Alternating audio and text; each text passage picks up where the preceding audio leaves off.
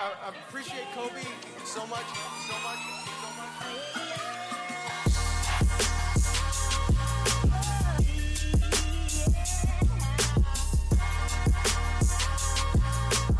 What's up everybody, it's Sean here, back today with another episode of my Dare to Dream video series. In this series, I take a look at shoes that aren't as commonly seen on YouTube, including high heat releases from the past, and shoes that just have a special meaning in sneaker history.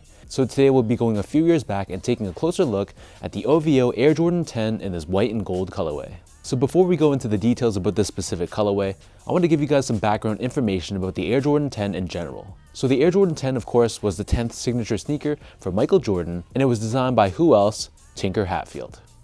Originally, the Air Jordan 10 was released back in 1994, and it was the second signature Air Jordan shoe to release during Michael Jordan's first retirement from basketball during his time as an amateur baseball player.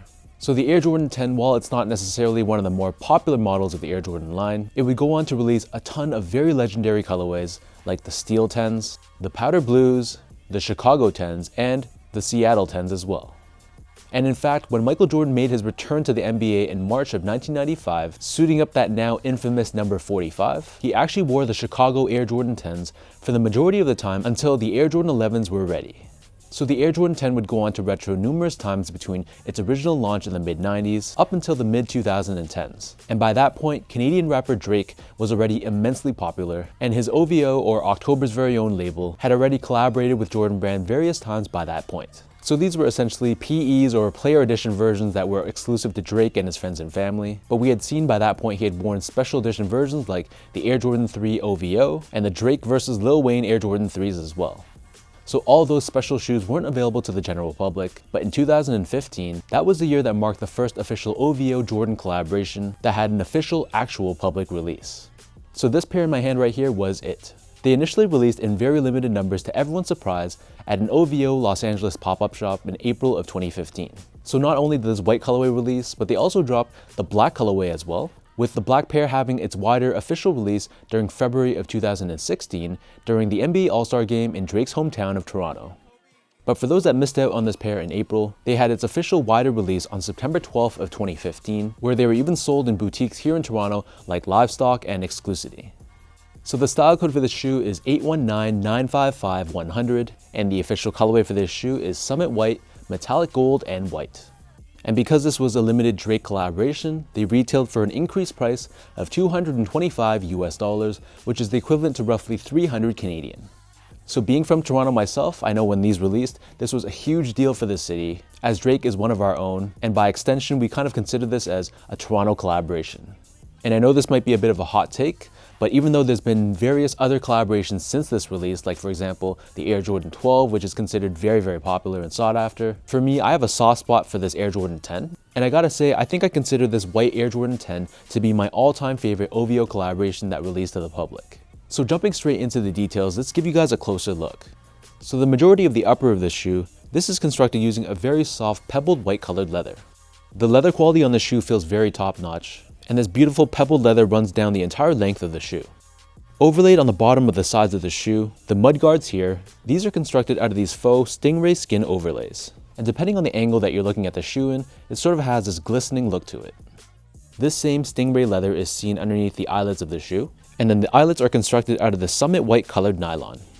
We have more of the stingray material covering the top collar area of the shoe, and then on the center of the back heel, we have more of that tumbled white leather, and embroidered in the center, we have this gold colored Jumpman logo. And right above this, we have this white colored nylon pull tab.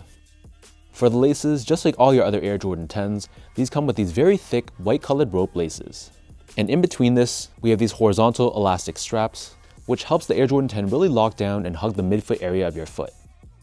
Underneath this, the tongue is constructed out of mesh on the bottom, but the top of the tongue is covered in that same pebbled leather, and we have Air Jordan 23 branding pressed on in this gold colored finish. On the back side of the tongue, we have this tag, which has a very 90s feel to it, and you can see it says Air Jordan Collection with the Jumpman logo. For the insoles, because this is an OVO collaboration, of course they've incorporated that signature owl logo, which is stamped on in this gold colored finish. And then as we move on to the midsole of this shoe, this is constructed out of this white colored Phylon foam midsole. And encapsulated within the foam but not visible to the eye, we have a 3/4 length air sole unit for cushioning. Turning the shoe over to the bottom, so the outsole here is definitely one of my favorite parts about this shoe.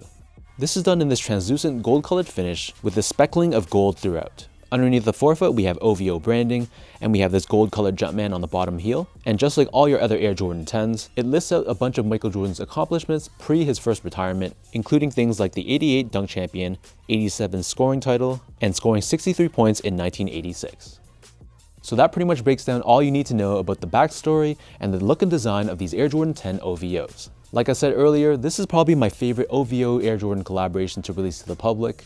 I know it doesn't get nearly as much love as the Air Jordan 12 line, but there's just something about the design that kind of mutes or tones down the otherwise busy look of the Air Jordan 10 to make it something very wearable and kind of a bit understated because of its color palette.